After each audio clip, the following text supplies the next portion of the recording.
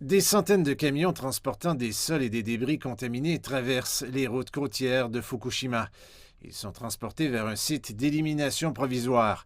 Le site de stockage provisoire de 1600 hectares situé à proximité de la centrale nucléaire numéro 1 de Fukushima contiendra environ 14 millions de mètres cubes de débris. Il existe encore de nombreuses barricades comme celle-ci à Fukushima.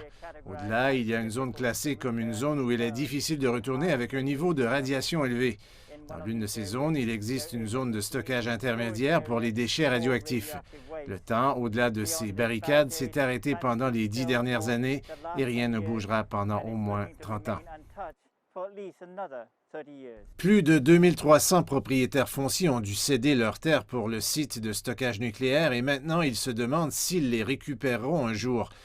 En vertu de la loi, les déchets contaminés doivent être éliminés dans un site de stockage final à l'extérieur de Fukushima dans un délai de 30 ans.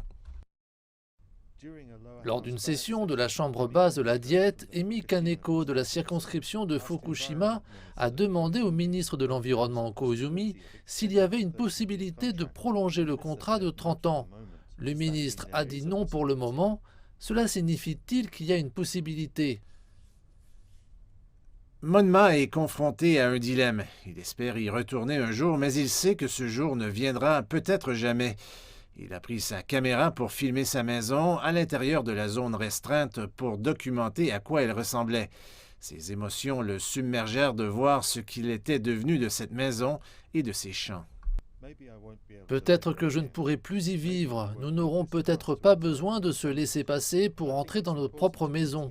Mais je pense qu'il est important de continuer à se battre pour pouvoir céder nos terres à nos enfants ou à leurs enfants.